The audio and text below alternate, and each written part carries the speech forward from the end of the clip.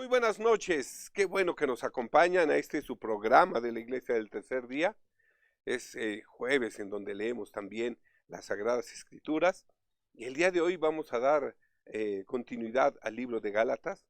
Estamos en la lectura del capítulo 3, un capítulo muy rico porque trae mucha reflexión acerca de depositar nuestra confianza en Cristo y no en la ley. Así que, bueno, vamos a darle inicio en la versión amplificada, parafraseada y armonizada, la versión APA. Seguramente ustedes nos acompañan con una versión de su preferencia. Recuerden que hay muchas versiones de la Biblia. Aunque la Biblia es un solo libro, la manera en cómo se expresa y cómo se explica puede ser variada, parafraseada. En algunas son, digamos, extendida, amplificada. Otras son versiones antiguas, modernas, actualizadas, en fin. Acompáñenos en la Biblia de su preferencia. Vamos a dar inicio pues a el capítulo 3 del libro de Gálatas. Y dice así: Oh Gálatas, duros para entender, ¿quién los embrujó para desobedecer así a la verdad? ¿Se han vuelto locos? ¿Se han desconectado de sus sentidos? Antes captaban claramente el significado de la muerte de Cristo. En nuestra predicación hemos mostrado ante sus propios ojos a Jesucristo crucificado, tan vivamente pintado ante ustedes. Algo inaudito ha sucedido, porque es obvio que ya no tienen al Jesús crucificado como el centro de sus vidas. Aunque su sacrificio en la cruz ciertamente fue puesto ante ustedes con suficiente claridad. Ahora, pretenden buscar la justificación a través de las ceremonias de la ley. Solo quiero que me contesten a esta pregunta, para hacerlos reconocer cuánta ceguedad y locura hay en su conducta.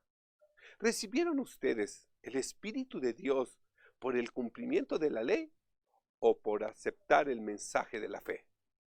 Claro que el Espíritu Santo descendió sobre ustedes por aceptar con fe el mensaje que les presenta a Cristo.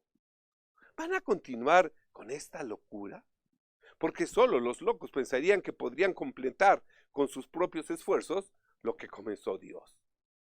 Son tan duros para entender que habiendo comenzado con el Espíritu, ¿quieren ahora terminar con algo puramente humano? Si no fueron lo suficientemente inteligentes o fuertes como para comenzar la obra de su salvación, ¿cómo suponen que podrán perfeccionarla con obras de la carne? ¿No se les ocurre ahora que obedecerla los hará mejores cristianos? ¿Pasarán por todo este doloroso proceso de aprendizaje del Evangelio para nada? Todavía no es una pérdida total, pero ciertamente lo será si siguen así. ¿Tantas buenas experiencias para nada? Imposible que hayan sido para nada. Respóndame a esta pregunta. El Dios que les brinda generosamente su propia presencia, su Espíritu Santo, obrando en sus vidas cosas que nunca podrían hacer por sí mismos. ¿Hace estas cosas debido a su esfuerzo moral extenuante o porque confían en Él para hacerlo en ustedes? Cuando Dios les da su Espíritu y hace milagros entre ustedes, ¿por qué lo hace? No en virtud del cumplimiento de la ley, sino por aceptar el mensaje de la fe. Así está escrito. Abraham creyó a Dios y Dios le tuvo esto en cuenta y lo reconoció como justo. ¿No suceden estas cosas entre ustedes tal como sucedieron con Abraham? Él le creyó a Dios y ese acto de fe se convirtió en una vida correcta para Dios. Esto es lo que debemos entender por ser reconocidos por justos. ¿No es obvio para ustedes que las personas que confían en Cristo y no las personas que confían en la ley son como Abraham, hijos de la fe? Por lo tanto, ustedes deben saber que los verdaderos descendientes de Abraham son los que tienen la misma fe que su padre, para ser justificados a la manera que lo fue su padre. La Escritura viendo de antemano que también entre las naciones iba Dios a reconocer como justos a los que tuvieran fe, había anunciado de antemano a Abraham esta buena noticia. Todas las naciones serán bendecidas por medio de ti. Entendamos esta promesa. Bendeciré a todos los individuos de todas las naciones que confíen en mí como lo haces tú. Y por tanto, también serán justificados como Él, por la fe que tendrán en Jesucristo, que ha de ser su descendiente, nacido de su linaje y en quien se cumple la promesa. Aquí nos podemos dar cuenta que todo estaba establecido de antemano y nos muestra que Dios arreglaría las cosas con los que no son judíos por medio de la fe. Entonces, aquellos que viven por fe son bendecidos junto con Abraham, quien también vivió por fe. ¿Cuánta coherencia hay en la justificación por medio de la fe? Esta no es una nueva doctrina. Quienes ponen su confianza en la ley judía para salvarse están bajo maldición. Porque la Escritura dice, maldito sea el que no cumple fielmente todo lo que está escrito en el libro de la ley.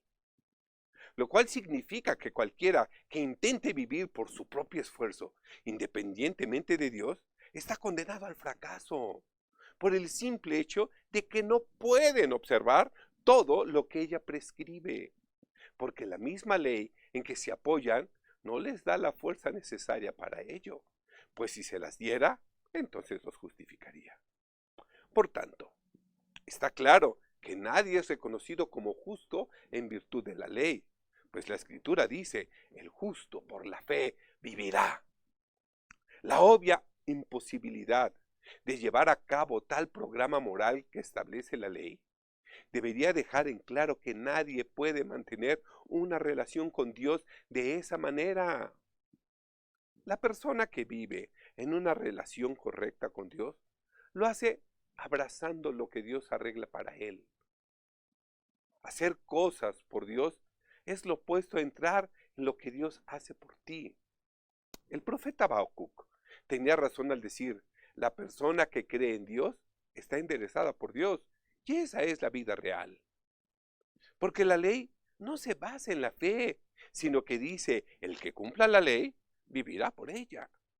Pero el mandamiento de reglas no evoluciona naturalmente a vivir por fe, sino que solo se perpetúa a sí mismo cada vez más en el cumplimiento de las reglas.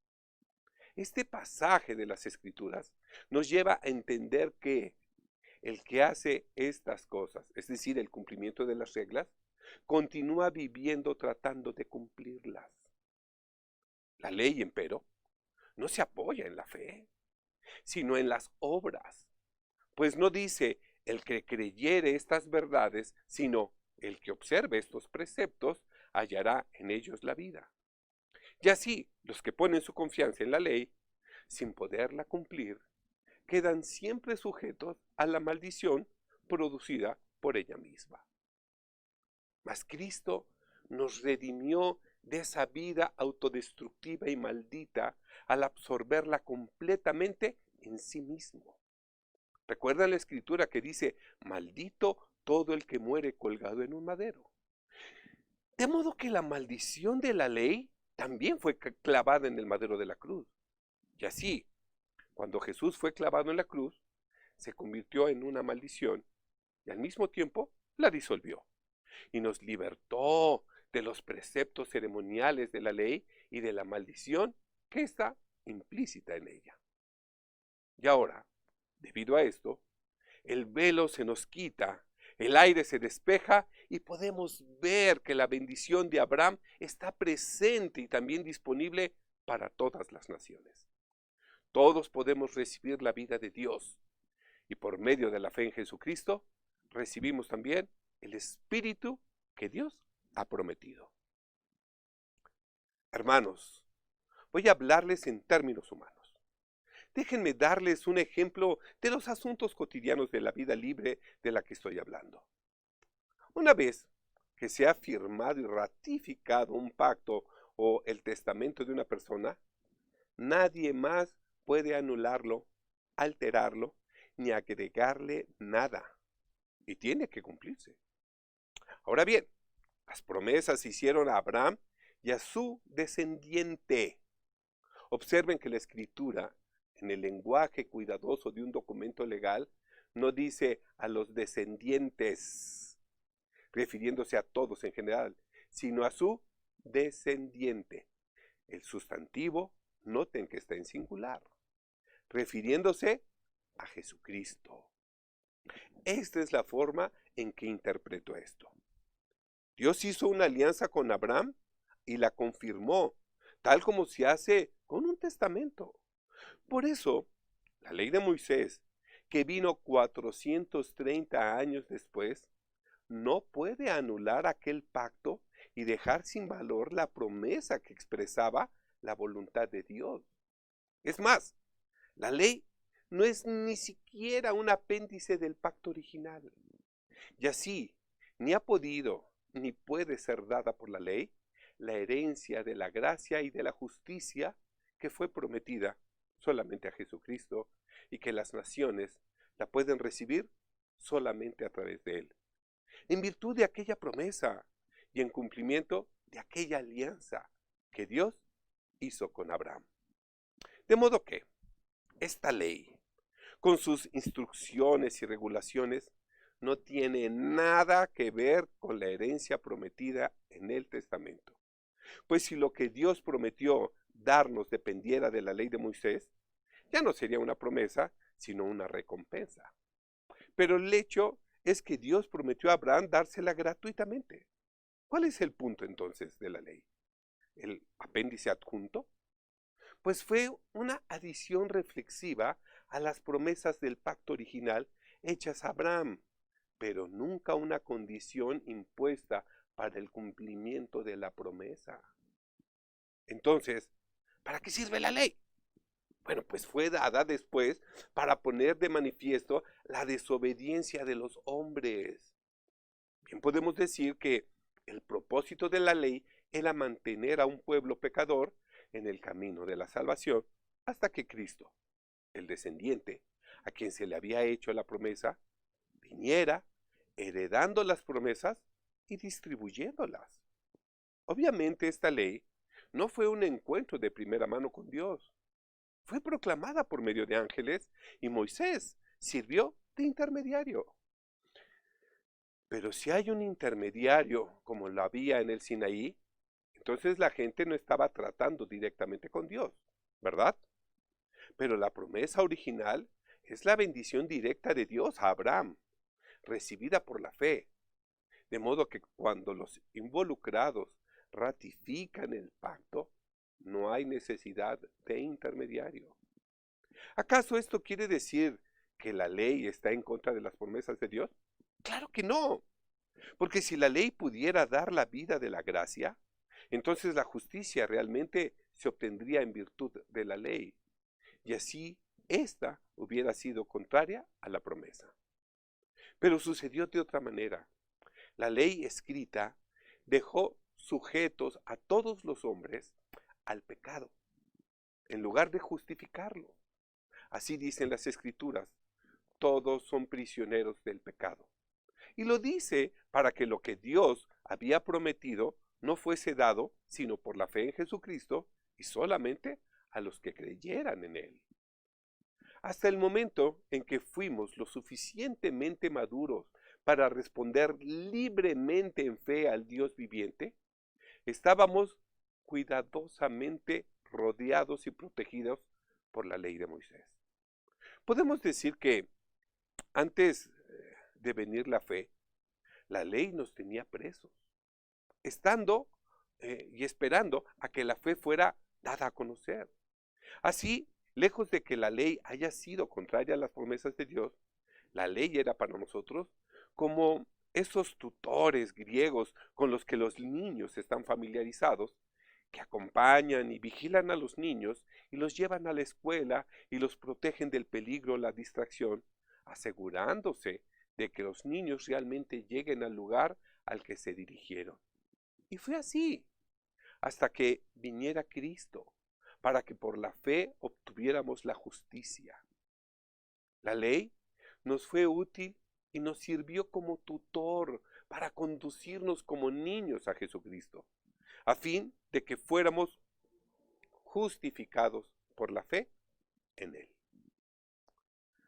Pero ahora han llegado a su destino. Ha llegado la fe y ya no están más a cargo de ese tutor o albacea, que era la ley.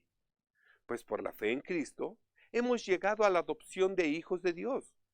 De modo que ahora están en relación directa con Dios. Pues por la fe en Cristo Jesús, todos ustedes son hijos de Dios. No por la observancia de las ceremonias legales, sino por el bautismo que han recibido.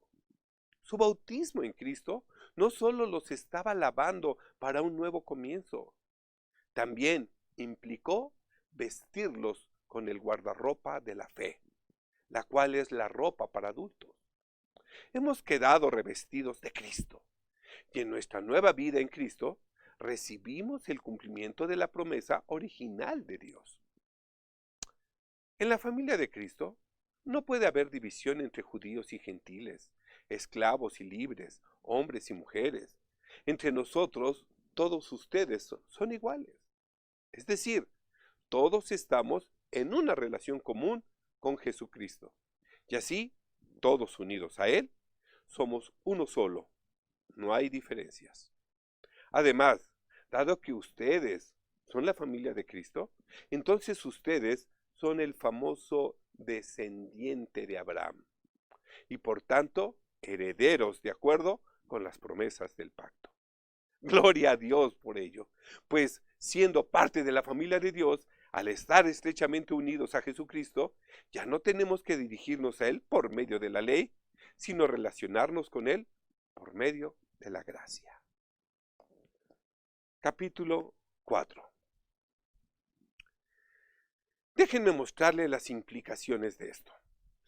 Si un padre muere y deja una gran fortuna a un hijo pequeño, mientras el heredero sea menor de edad, en nada se diferencia de un esclavo de la familia. No tiene ventaja alguna sobre él, aunque legalmente posee toda la herencia y sea en realidad el dueño de todo.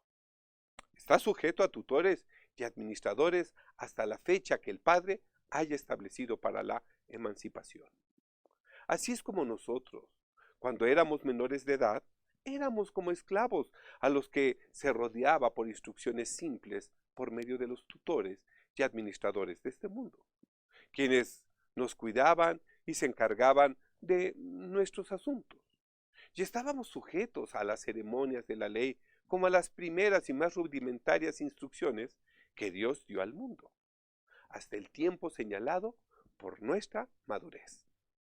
Pero cuando llegó el tiempo de la mayoría de edad, establecido por Dios el Padre, Dios envió a su Hijo, nacido entre nosotros de una mujer, bajo las condiciones de este mundo y sometido a la ley de Moisés, para rescatar a todos aquellos que éramos esclavos por la ley y concedernos gozar de los derechos de hijos de Dios.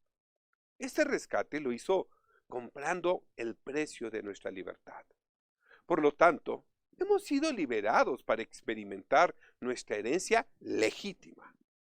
Mas en cuanto a ustedes, los gentiles, ha sido de otra manera, pues por medio del bautismo han llegado de una vez a la edad adulta y también pueden estar seguros de que ahora son completamente adoptados como hijos de Dios, porque Él envió al Espíritu de su Hijo a nuestras vidas clamando, ¡Abba, Padre!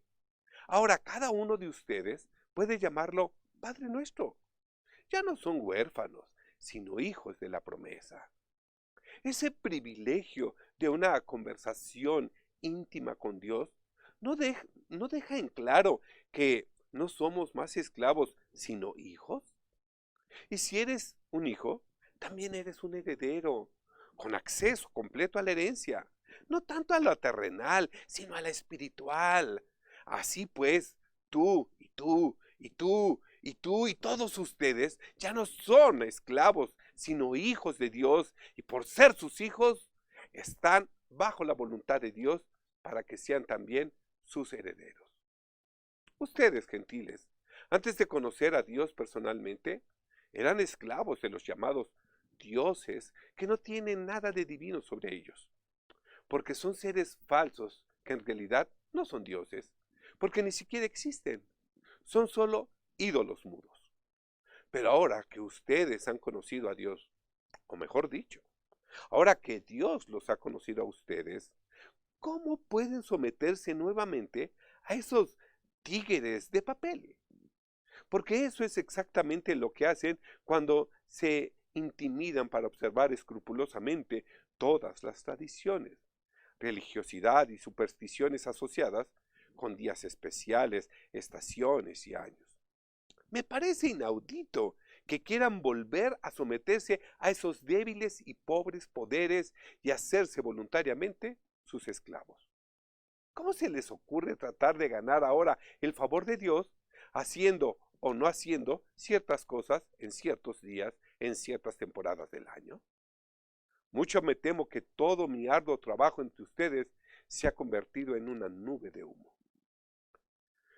Mis queridos amigos, les suplico que analicen detenidamente mis razonamientos. Lo que realmente me gustaría que hicieran es tratar de ponerse en mis zapatos, en la misma medida en que yo, cuando estaba con ustedes, me puse en los suyos. Pues estoy tan libre de las amarras a la ley judía como antes lo estaban ustedes. Sean como yo en cuanto a las ceremonias legales, pues las abandoné para entrar en la libertad del Evangelio. Por lo demás, hermanos míos, si les hablo con vigor, no crean que es por resentimiento. No es que me hayan causado ustedes ningún daño. Jamás me han agraviado. Eran muy sensibles y amables entonces. Ustedes saben muy bien que la razón por la que terminé predicándoles es que estaba físicamente sufriendo, debido a una enfermedad que padecía y, por lo mismo, me impidieron continuar mi viaje y me vi obligado a parar con ustedes. Así es como vine a predicarles.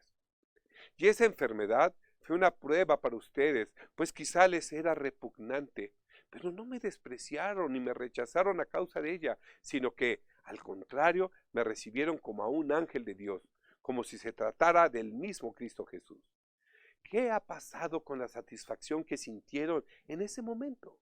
Hubo algunos de ustedes que, de ser posible, se habrían dado los ojos. Eso es lo que les importaba. ¿Qué pasó con aquella alegría que experimentábamos? Y ahora, ¿acaso me he convertido en enemigo de ustedes solamente porque les he dicho la verdad? No lo puedo creer. ¿Prefieren oír la mentira dulce en lugar de la verdad cruda?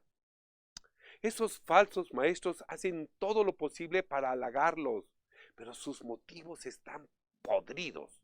Tienen mucho interés en ustedes, pero no son buenas sus intenciones. Quieren excluirlos de nosotros y de la libertad que nos otorga la gracia de Dios, para que siempre dependan de ellos y se aficionen a su falsa doctrina, haciéndolos sentir importantes. No hay nada malo en que traten de ser buenos con ustedes, siempre que lo hagan con corazones sinceros y buenas intenciones, y siempre que no lo hagan solo cuando estoy con ustedes. No puede continuar la misma preocupación por mi persona y mi mensaje cuando estoy lejos de ustedes que la que tienen cuando estoy cerca de ustedes.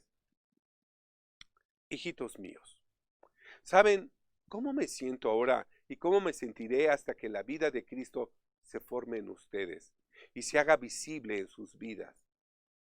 De nuevo sufro por ustedes dolores de parto como una madre y suspiro por el día en que estén llenos de Cristo. Deseo estar ahí ahora mismo con todos ustedes para hablarles de otra manera. Entonces no me vería reducido a este lenguaje franco y redactar cartas por pura frustración. Sinceramente, a esta distancia, no sé qué pensar de ustedes. Díganme ahora, ustedes que se han enamorado tanto de la ley que aún llegan a creer que para salvarse tienen que cumplirla. ¿Acaso no han escuchado lo que la misma ley dice? Pues dice que Abraham tuvo dos hijos, uno de la esclava y el otro de su propia esposa que era libre. El hijo de la esclava nació por pura convivencia humana.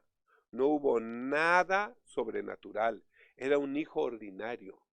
Pero el hijo de la libre nació para que se cumpliera lo que Dios había prometido, siendo un hijo extraordinario y sobrenatural. Esto explica exactamente lo que estamos tratando ahora y tiene un sentido simbólico y nos ilustra las dos maneras en que Dios ayuda al hombre. Las dos mujeres representan dos alianzas. Una les da leyes que las obedezcan. Y así lo hizo en el monte Sinaí, cuando le entregó al pueblo los 10 mandamientos por mano de Moisés, y está representada por Agar, que fue la madre del que habría de ser esclavo. A propósito, los árabes llaman monte Agar al monte Sinaí, pues Agar representa el monte Sinaí que corresponde por lo que está sucediendo ahora en Jerusalén, ciudad materna de los judíos y centro del sistema que afirma que se puede obtener la salvación tratando de guardar la ley. Y los judíos que tratan de seguir el sistema son hijos de la esclava, aunque lo que en realidad sucede es una vida de esclavos que produce esclavos como descendientes. Este es el camino de Agar. En contraste con eso, hay una Jerusalén invisible, una Jerusalén libre. Nuestra madre es la Jerusalén celestial y nosotros somos hijos suyos. Este es el camino de Sara. He aquí a tu madre. Recuerden lo que el profeta Isaías escribió. Alégrate, mujer estéril, tú que no tienes hijos. Grita de alegría, tú que aún no conoces los dolores de parto, porque voy a darte más hijos que a la mujer esclava. Hermanos, ustedes como yo, somos como Isaac, somos los hijos de la gracia, somos los hijos que Dios había prometido. Pero así como en aquel tiempo el hijo que nació de modo puramente humano, Ismael, hostigó al niño que vino fortalecido por el Espíritu, es decir, a Isaac, el hijo de la gracia y de la promesa, así sucede también ahora. ¿No está claro que el acoso que están experimentando ahora por los fanáticos de Jerusalén sigue ese antiguo patrón? Pues los que quieren que guardemos la ley judía nos persiguen a nosotros que somos nacidos del Espíritu Santo. Y es tan claro porque los que no tienen fe no son hijos de la promesa de Dios, y de la promesa que Él le hizo a Abraham, sino que son hijos de la carne. Pero hay una escritura que nos dice qué hacer: expulsar a la madre esclava con su hijo, porque el hijo de la esclava no heredará con el hijo de la libre.